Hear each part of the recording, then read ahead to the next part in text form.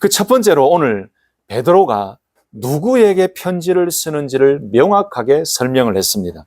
1절 말씀을 다시 한번 보실까요? 1절 말씀 보시면은 예수 그리스도의 사도 베드로는 본도, 갈라디아, 갑바도기아, 아시아와 비두니아에 흩어진 나그네라고 표현했어요. 명확하게 나왔죠. 베드로가 바로 흩어진 나그네 성도들에게 이 편지를 쓴다라고 말씀해요. 여러분, 흩어진 나그네라는 이 단어가 헬라어로 바로 디아스포라라는 단어예요. 여러분, 당시에 이 헬라어 디아스포라는 보통 명사입니다.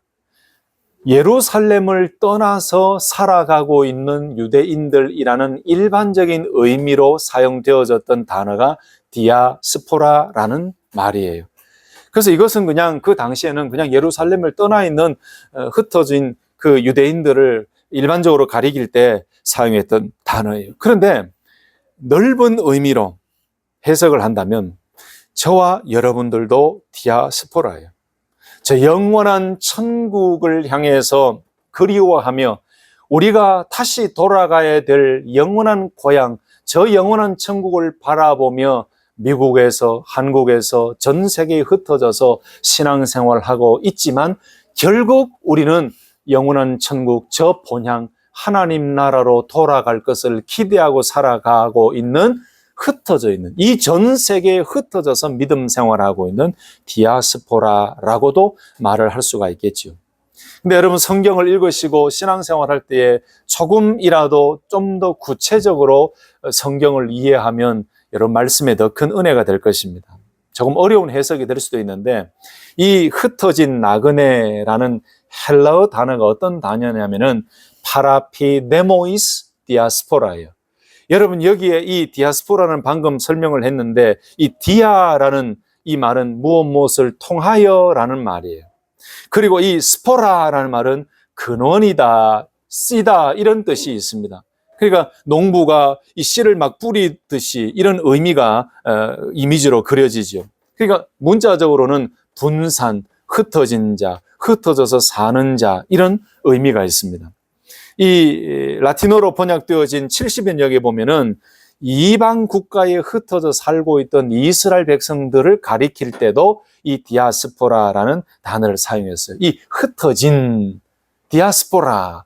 근데 이 나그네라는 이 말은 바로 낯선 사람, 외국인, 난민 이런 의미예요. 그 이해가 되시죠?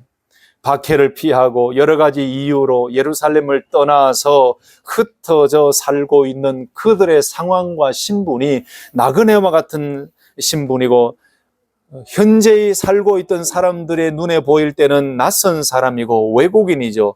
그 다음에는 그 고향을 떠나서 흩어져 살다 보니까 환경적으로, 경제적으로 여러 가지 면에서 정말로 어려운 삶을 살고 있는 모습이 많았습니다. 난민과도 같은 그런 모습이지요.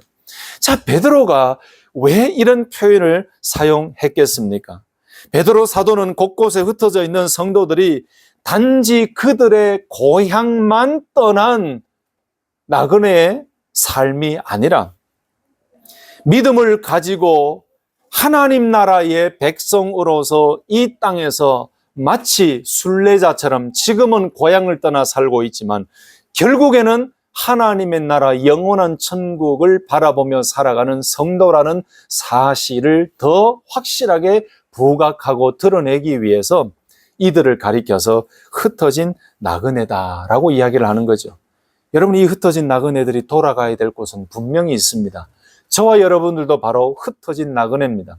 우리가 미국에서 살고 있지만 여기에서 우리에게 주신 복음적 사명을 잘 감당하며 살아가다가 우리는 결국에는 영원한 하나님 나라의 소망을 가지고 그 천국을 맛보며 살아가게 되는 거지요. 모든 그리스도인들, 전 세계에 흩어져 있는 그리스도인들이 모두 다가 흩어진 나그네예요. 돌아갈 고향을 바라보며 믿음으로 살아가야 되는 거예요. 베드로는 이렇게 고난과 박해 속에서 살아가고 있던 흩어진 나그네와 같은 디아스포라 성도들에게 현재 겪고 있는 또는 다가올 그 고난과 박해 속에서 하나님을 믿고 예수님을 영접한 성도로서 어떻게 살아가는 것이 승리의 삶인지를 설명하면서 오늘 말씀해 보면 그 고난은 잠깐 동안 있을 고난입니다. 결국 우리에게는 산소망을 가지고 승리의 날, 믿음의 결국은 구원이라는 그 사실을 알려주면서 확신케 하면서 그 성도들에게 힘을 내도록 격려하고 있다는 것이죠. 여러분, 저는 이 말씀을 준비할 때 막 제 마음에 막 힘이 넘쳐나고 막 소망이 생기고, 그래서 아까 우리 불렀던 찬송처럼 열린 천국문 내가 들어가 잠시 세상에 내가 살면서 이 찬송을 준비해서 함께 불렀잖아요. 제 마음속에는 막 이 베드로전서 말씀을 묵상하면 막 소망이 넘치고 기쁨이 넘치고 막 용기가 넘치는데, 여러분들 어떻습니까? 베드로전서 말씀 묵상하실 때 막 힘이 넘치셨죠? 예. 반응이 없으시네. 정말 힘이 넘치는 말씀, 소망의 말씀이 베드로전서 말씀이었어요. 여러분, 두 번째 함께 말씀을 볼 그 주제는 뭐냐면은, 베드로는 이렇게 고난과 박해 속에서 살아가고 있는 흩어진 나그네와 같은 성도들에게 편지를 쓰는데, 그 성도들이 어떤 존재인지를 아주 명확하게 설명을 했어요. 여러분, 이게 굉장히 중요하죠. 신앙생활 하면서 내가 누구인지 신분의 의식, 정체성을 제대로 깨닫지 못하면 신앙생활에 재미가 없습니다. 여러분, 학생들이 자기의 신분인 학생 신분이라는 것을 깊이 깨달으면 깨달을수록 공부에 재미가 생기고 비전이 생기고 앞으로의 목표가 생겨요. 내가 학생이라는 신분의식, 그 학생이 공부를 하는 과정을 겪어가야 된다, 진행해야 된다는 그 생각을 제대로 가지지 않으면 비전도 없고 공부하는 것이 귀찮아져요.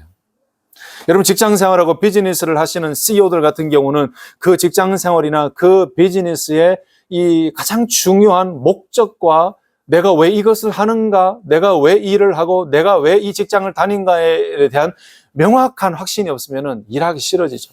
내가 왜 이 일을 해야 되나, 내가 이 비즈니스를 왜 이렇게 하기 싫은 걸 해야 되나, 이런 생각을 하게 돼요. 그럼 신앙생활도 마찬가지입니다. 내가 누구인가를, 성도라는 존재인 내가 누구인가를 명확하게 구체적으로 알지 못하면 신앙생활에 힘이 약해집니다. 그저 교회만 왔다 갔다 하게 되고 그저 눈에 보이는 것만이 은혜라고 생각하고 막 믿음이 약해져요. 여러분, 중심과 팩트를 근거한 신앙생활이 되지 않으면, 이 영적인 지식, 성경적인 지식을 근거로 한 신앙생활이 되지 않고 감정적인 신앙생활을 하게 되면 그 신앙생활이 쉽게 무너질 수가 있고 건강해지지 않습니다. 오늘 2절 말씀에서 베드로가 왜 그 성도들, 흩어진 나그네와 같은 디아스포라 성도들에게 여러분들은 이런 존재입니다라고 그들의 신분과 정체성을 왜 또 이야기하는 것일까요? 자, 2절 말씀을 다시 한 번 더 큰 소리로 우리 합독하십시다. 시작. 곧 하나님 아버지의 미리 아심을 따라 성령이 거룩하게 하심으로 순종함과 예수 그리스도의 핏부림을 얻기 위하여 택하심을 입다에게 편지하노니 은혜와 평강이 너희에게 더욱 많을지어다. 여러분, 이런 신분을 소개하고 난 이후에 여러분들에게 은혜와 평강이 더욱 많을지어다 라고 축복하고 있죠. 근데 2절 말씀에는 세 가지 신분을 언급하고 있습니다. 그 첫 번째는 뭐냐? 하나님 아버지의 미리 아심을 받은 자들입니다 라는 것과, 두 번째는 성령의 거룩하게 하심을 입은 자들입니다 라는 것, 세 번째는 순종함과 예수 그리스도의 핏부림을 얻기 위하여 택하심을 받은 자들입니다. 이 세 가지를 가지고 베드로는 이 어려움 속에 있는 성도들에게 여러분들이 어떤 존재인지를 명확하게 다시 한 번 더 설명해 주고 있어요. 여러분, 예수 믿지 않는 자들이나 누군가가 여러분들에게 당신은 누굽니까? 성도라고 하고 교회를 다니는 교인이라고 하는데, 그리스도인이라고 하는데 당신은 어떤 사람입니까? 라는 질문을 받으면 그냥 교회 다니는 사람인데요, 이렇게 이야기하시면 안 돼요. 성경을 깊이 묵상하시면서 이런 부분은 우리가 활용할 수 있죠. 하나님 아버지께서 나를 미리 아시고 나를 선택해 주셔서 나는 택함 받은 자입니다 라고 얘기할 수 있어야 되고, 그리고 성령의 거룩하게 하심을 입은 자입니다 라고 이야기할 수 있어야 되고, 그리고 순종함과 예수 그리스도의 핏부림을 얻기 위하여 택하심을 받은 자입니다 라고 이야기할 수 있어야 되는 거죠. 조금 어려운 내용이라고 생각이 됩니다만은 오늘 제가 좀 더 쉽게 설명을 드려볼게요. 첫 번째 그 의미가 뭐냐면은, 베드로는 오늘 2절 말씀을 통해서 삼위 일체 하나님의 구원을 받은 자다라고 설명해요. 한마디로 말하면 성도들은 하나님 아버지의 미리 아심을 받은 자다라고 표현을 했습니다. 이 말은 하나님 아버지께서 하나님 아버지의 기쁘신 뜻대로 하나님의 주권으로 우리를 미리 아시고 하나님이 택하신 존재들이다라는 말씀이죠. 여러분, 여기 미리 아심이라는 것은 우리가 그 성도님들이, 오늘 이 편지를 받는 성도님들이 예수 그리스도를 믿을 것이다라는 그 아심뿐만 아니고, 이 말은 하나님께서 만세전에 하나님의 자녀로 삼으실 것을 하나님이 작정하시고 선택하셔서 창세전에 그리스도 안에서 선택하여 뽑은 하나님의 백성이다라는 의미가 바로 하나님의 미리 아심을 따라 택하심을 입은 자다라는 거예요. 이게 얼마나 큰 은혜입니까, 여러분? 하나님의 선택하심이 있었기 때문에 우리가 하나님을 알게 되었고 구주 예수님을 믿고 구원받게 된 것이죠. 믿으시면 아멘. 여러분, 하나님께서 하나님의 기쁘신 뜻대로 우리를 선택하시고 우리를 하나님의 자녀 삼으시기로 이미 약속하시고 계획하셨다가 하나님의 때에 우리에게 놀라운 믿음의 선물을 주셔서 우리는 하나님의 자녀가 되었다는 사실이죠. 그 표현이 바로 이 표현이에요. 하나님 아버지의 미리 아심을 따라, 하나님 아버지의 미리 아심을 따라 선택받은 자다. 여러분, 이게 얼마나 큰 은혜입니까? 두 번째로 이렇게 또 표현하지요. 성도들은 예수 그리스도께 순종하며 그의 피 뿌림을 얻은 자들이다. 여러분, 이 말의 의미는 이거예요. 오늘 이 베드로의 편지를 받는 성도들뿐만 아니고 오늘 이 시대를 살아가는 모든 그리스도인들은 예수님을 주님으로 고백해서 예수님을 나의 주인으로, 내 삶의 주인으로 모셔드렸지요. 그래서 그 주님을 따르며 순종하는 자들이 되었습니다. 주님을 따르기 위해서 여전히 연약하고 부족하지만은 나 자신을 부족하고 이제는 내 인생의 주인 되시는 예수 그리스도를 따라가는 자들이 되었어요.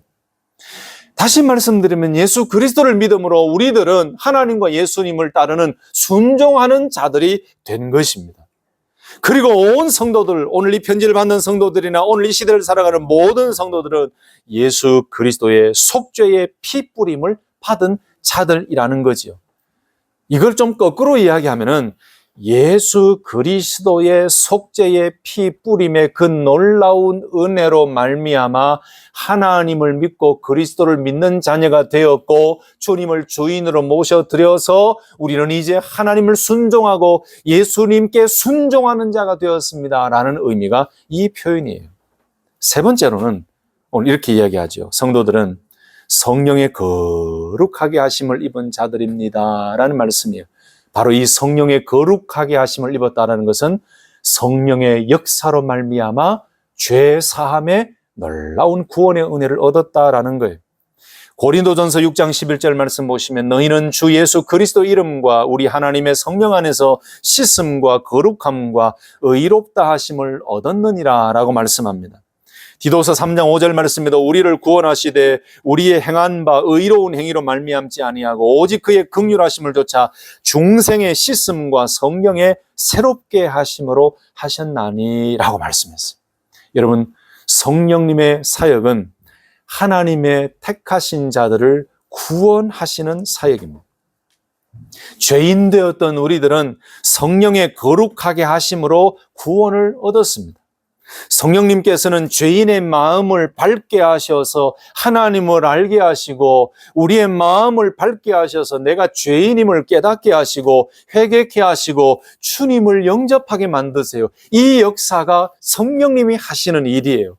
하나님께서 미리 택하셨지요. 하나님이 예정하셨죠. 이 예정함으로 말미암아 우리를 믿음의 자녀로 삼으시는데 이 예수 그리스도가 내 죄를 위해 십자가에서 피를 흘리시고 내 죄를 짊어지시고 대신 돌아가셨다라는 이 놀라운 구원의 사역과 구원의 일을 예수님의 십자가의 사건, 하나님의 천지창조와 하나님의 살아계심을 믿고 깨닫게 하시는 구원의 사역은 성령님이 하시는 거예요. 그 성령님이 하나님이 택하신 어느 순간 저에게, 여러분들에게, 우리에게 역사하셔서 어느 순간에 우리에게 어떤 고백이 생겨집니까? 믿습니다. 내가 그토록 깨닫지 못하고 그렇게 알고 싶었던 예수님 믿습니다. 그리고 내가 죄인임을 깨닫게 하세요. 회개하게 하세요. 예수님을 영접하게 만드세요. 그래서 우리가 그 믿음으로 말미암아 하나님의 자녀가 되게 하시는 거예요. 그래서 성도들은 성령의 거룩하게 하심을 입은 자들, 성령의 역사로 말미암아 믿음으로 죄사함의 구원을 얻게 되는 그 놀라운 일을 우리는 성령의 역사를 통해 얻게 된 사실입니다. 할렐루야. 이게 얼마나 감사해요. 여러분, 사람이 100만 불, 1000만 불 주고 할 수 있는 일입니까? 아니죠. 사람이 할 수 없는 일이에요. 육신의 힘으로는 할 수 없는 일이 바로 하나님의 미리 아심을 받은 자, 택하심과 예정하심과 예수 그리스도의 십자가의 죽으심을 통해서 흘리신 보혈로 말미암아 성령의 역사로 말미암아 이 예수님을 믿게 하시고 그 성령의 구원의 놀라운 사역을 받게 하셨다는 이 사실이 얼마나 감사하고 놀랍습니까? 여러분, 신앙생활하면서 가장 크게 놀라야 될 때는 이때 놀라야 돼요. 나 같은 자를 어떻게 하나님께서 구원해 주시고, 나 같은 죄인을 어떻게 이렇게 하나님의 자녀로 삼아주시고, 나같이 이렇게 무능한 자를 하나님이 어떻게 사랑하셔서 예수를 믿게 하시고 내 마음에 믿음이 있게 하시고 내 안에 성령님이 내주하게 하셨는지, 어떻게 그 예수님이 믿어지는지. 오늘 뒤에 가면은 베드로 사도가 그렇게 얘기하잖아요. 너희는 보지 않았는데도 그 예수를 믿는 믿음이 이렇게 크구나. 내가 예수님의 십자가 사건을 현장에서 보지도 않았고 예수님의 탄생도 보지도 않았는데 지금 예수를 믿고 있다는 이 사실이 이게 얼마나 놀라운 사실입니까? 성도들이 놀라야 될 거는 바로 여기에서, 이 부분에서 놀라야 되는 거예요. 교회 와가지고 예배 마치고 가정 얘기하고 세상 얘기하다가 딴 데서 놀라지 말고 얘기하다가 내가 구원받고 내가 한 주간도 하나님께서 살려주시고 내가 믿음으로 살아오고 그 힘든 시련 속에서도 한 주간 하나님이 나를 붙잡아 주셨고 나는 범죄하고 나는 약했지만 하나님이 여전히 긍휼하심으로 나를 붙들어 주시고 오늘 이 순간까지 살려주시다는 이 간증하고 고백하면서 우리는 놀라야 돼요. 정말 그렇게 하셨네요. 권사님, 장로님, 집사님, 성도님 정말 그렇게 하셨네요. 하나님 사랑이 정말 놀랍습니다.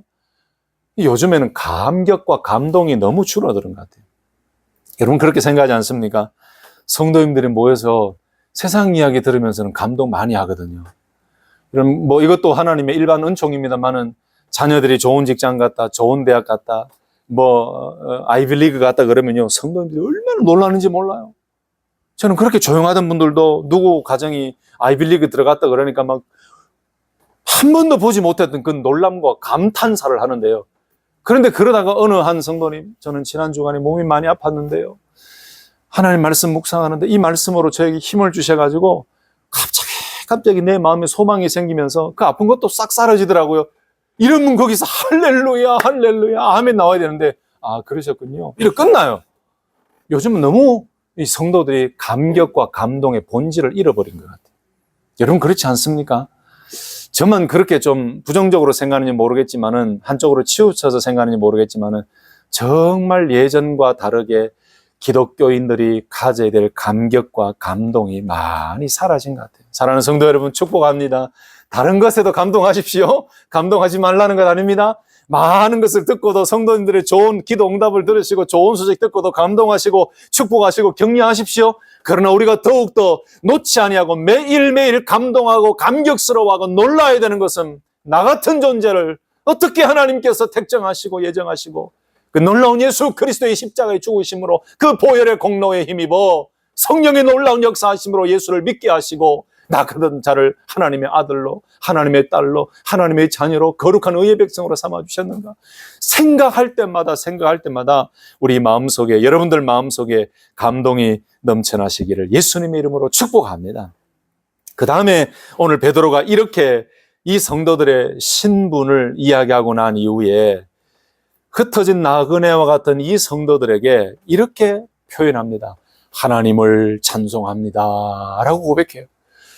여러분 어떻게 보면 좀 맞지 않는, 어울리지 않는 표현 같아 보이지 않습니까?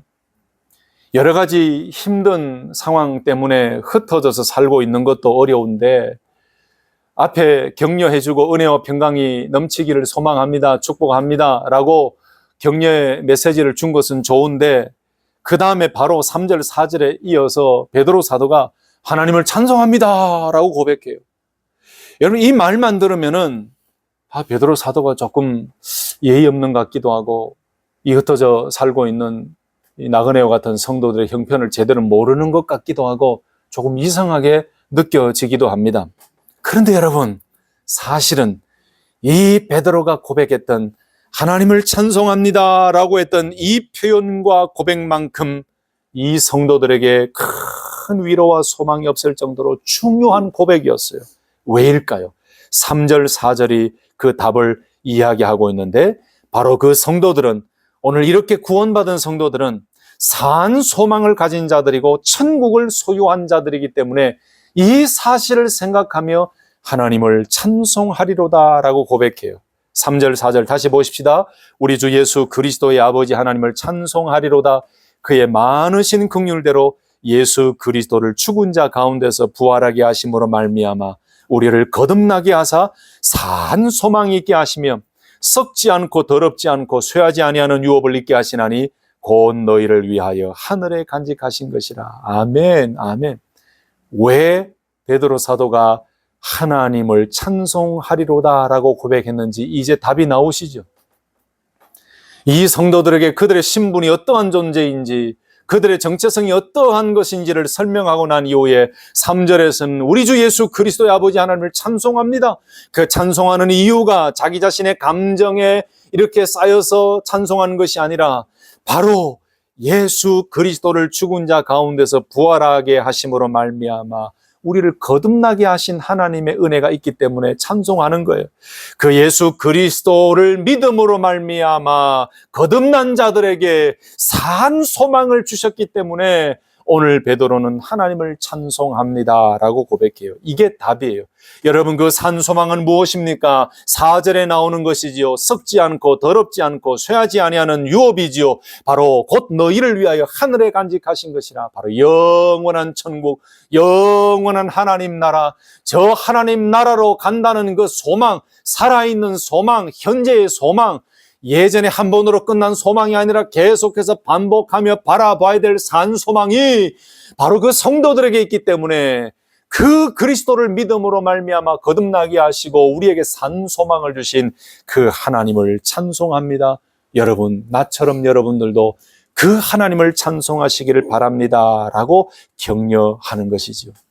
여러분, 오늘 제목이 뭐라고 되어 있습니까? 성도의 승리의 비결이죠. 그 성도가 이 땅에서 믿음으로 살아가며 승리할 수 있는 비결이 오늘 본문 속에 저는 두 가지로 명확하게 나와 있다라고 저는 생각합니다. 그 첫 번째는 뭐라고요? 아까 나왔던 성도가 어떤 정체성을 가지고 있고 어떤 신분인가? 저와 여러분들이 어떤 신분을 가진 놀라운 존재인가를 깨달으며 이 성도의 신분과 정체성을 제대로 알고 살아갈 때는 여러분, 이 땅에 오늘 이 성경 본문에 나오는 그 성도들, 흩어진 나그네와 같은 성도들이 당하는 핍박과 고난과 믿음을 지키기 위해 당하는 여러 가지 어려움이 있었던 것처럼 저와 여러분들에게도 믿음으로 살려고 할 때에 직장에서나 이웃들과의 관계 속에서나 살아가면서 여러분, 어려운 일들이 얼마나 많습니까? 특별히 믿음으로 살려고, 경건하게 살려고 할 때에 더 우리는 소외당하고 많은 사람들로부터 외면당하기도 합니다. 믿는 것 때문에, 믿지 않는 가족들 때문에 오히려 핍박당합니다. 예수 그리스도를 믿는 믿음을 고백하며 드러내고 당당하게 자신에게 드러내는 그것 때문에 우리는 손가락질 당할 때도 있을 것입니다. 요즘 졸업 시즌이기 때문에 많은 유튜브에서 뜨는 내용들을 보았습니다. 저는 참 감동이었어요. 고등학교 졸업을 하면서 그 대표 연설을 하는 학생이 나와서 교장 선생님이나 학교에서 예수 그리스도에 대한 얘기를 하지 말라라고 했음에도 불구하고 그 연설하는 학생이 예수 그리스도를 이야기해요. 나는 능력이 없고 아무것도 할 수 없지만 내가 지금까지 살아오고 졸업할 수 있게 된 것은 바로 하나님의 은혜였습니다. 여러분, 여러분들도 나처럼 예수님을 믿어보십시오. 내 안에 있는 예수님이 여러분들에게 소망이 될 것입니다. 여러분, 예수님을 믿으십시오라고 당당하게 외쳤던 그 학생의 믿음이 얼마나 멋지고 얼마나 아름다운 믿음입니까? 여러분, 우리가 믿음으로 살려고 할 때에 이들의 형편뿐만 아니고 현대에 살아가고 있는 그리스도인들에게도 많은 시련과 고난과 핍박과 어려운 상황이 주어질 것입니다. 그러나 그럼에도 불구하고 성도로서 승리하며 이기며 영원한 천국을 향해 달려갈 수 있는 비결은 내가 누구인가에 대한 정체성을 명확히 할 때에, 이 아이덴티티를 명확히 하게 할 때에 우리는 승리하며 그 어려움을 뚫고 나갈 수 있고 소망으로 달려갈 수 있게 될 줄로 믿습니다. 또 마지막 한 가지는 바로 이거예요. 우리에게 산 소망이 있기 때문이죠. 그 산 소망은 예수 그리스도께서 십자가에 달려 돌아가시고 부활하심으로 우리에게 허락해 주신 부활의 소망이에요. 예수님이 부활의 첫 열매가 되어 주신 것처럼 우리에게 놀라운 부활의 소망을 주셨어요. 우리에게 그 소망이 있어요. 그 산 소망이 있어요. 우리에게는 또 영원한 천국의 소망이 있어요. 그 소망과 바라봐야 될 곳이 있기 때문에 우리는 이 힘들고 어려운 세상 속에서도 이기며 살아갈 수 있고 믿음으로 견고하게 승리하며 달려갈 수 있다는 것이죠. 시편 102편 26절 말씀에 천지는 없어지려니와 주는 영존하시겠고 그것들은 다 옷같이 낡으리니 의복같이 바꾸시면 바뀌려니와 라고 말씀했어요. 이사야 40장 6절 7절은 모든 육체는 풀이요 그 모든 아름다움은 들의 꽃 같으니 풀은 마르고 꽃은 시들면 여호와의 기운이 그 위에 불미라. 여러분, 죄의 결과는 죽음과 멸망이었습니다. 거기는 두려움과 절망밖에 없습니다. 그러나 죄의 씻음과 영원한 생명을 얻은 성도는 소망을 가지게 되었고 그 소망은 결코 사라지지 않는 산 소망이에요. 한 번으로 끝나지 않는 영원한 소망이에요. 우리의 부활의 소망이고 영원한 천국에 대한 소망, 그 산 소망을 가지고 살아가고 저 영원한 본향을 바라보며 살아갈 때에 우리는 힘들고 어려울 때 이기며 승리하며 살아갈 수가 있습니다. 이 사실을 우리 성도님들 마음속에 깊이 간직하시고 어떤 순간에도 이 말씀을 붙들고 달려갈 수 있기를 예수님의 이름으로 축복합니다. 말씀을 정리하면서 오늘 5절 이하의 말씀을 보시면은 베드로는 이제 그 소망의 메시지를 하나 더 던지지요. 바로 하나님의 보호하심을 받는 자들이라고 고백했어요. 여러분, 그리고 또 베드로는 소망의 메시지를 또 하나를 더 던집니다. 지금 당하는 시험과 고난과 박해는 잠깐 동안의 일이며 결국 그 확실한 믿음으로 말미암아 영광과 승리를 얻게 될 것이다. 6절 7절에 그렇게 말씀하지요. 그러므로 너희가 이제 여러 가지 시험으로 말미암아 잠깐 근심하게 되지 않을 수 없으나 오히려 크게 기뻐하는도다. 너희 믿음의 확실함은 불로 연단하여도 없어질 금보다 더 귀하여 예수 그리스도께서 나타나실 때에 칭찬과 영광과 존귀를 얻게 할 것이다. 여러분, 저와 여러분들도 마찬가지인 것 같습니다. 잠깐 아닙니까? 근데 이 땅에 살면서 우리는 잠깐이라고 느끼지 못하죠. 너무 길다고 느끼죠. 개인적으로나 가정적으로나 자녀들에게나 부모님들에게나 여러 가지 시련과 믿음으로 받게 되는 고난과 연단과 핍박과 여러 가지 어려운 상황을 만났을 때는 사실 잠깐이라고 이렇게 여기기가 쉽지 않습니다. 왜 나에게만 이 큰 어려움을 주십니까? 라고 많은 이야기를 하게 되죠. 그리고 우리가 저 영원한 천국을 바라보며 소망을 가지고 살아가지만 이 세상의 삶이 잠깐 동안이라고 성경은 표현하지만 어떨 때는 잠깐이 아니고 너무 길다고 느껴질 때가 있어요. 그러나 여러분, 우리 이것을 꼭 기억하십시다. 오늘 흩어진 나그네와 같은 성도들에게 이 고난과 이 핍박과 시련은 잠깐이라고 이야기하고 말씀했어요. 여러 가지 시험 때문에 근심하지 않을 수는 없어요. 근심을 하지만은 잠깐 근심하게 되지 않을 수는 없지만 오히려 크게 기뻐하는 일은 바로 이것이 잠깐 동안 지나고 나면 그 다음에 성도들이 가지고 있는 그 믿음 때문에 결국에는 칭찬과 영광과 존귀를 얻게 될 것이고, 그리고 오늘 8절 9절 말씀에 믿음의 결국은 곧 영혼의 구원을 받는 것이다라는 확실한 메시지를 9절 말씀에 기록하고 밝히면서 오늘 힘들고 어려운 그 당시 또는 이 시대를 살아가고 있는 모든 성도들에게 소망과 격려와 위로의 메시지를 우리에게 주고 있습니다. 찬송가 85장에 보면은 구주를 생각만 해도 내 마음이 좋거든 주 얼굴 배울 때여야 얼마나 좋으랴.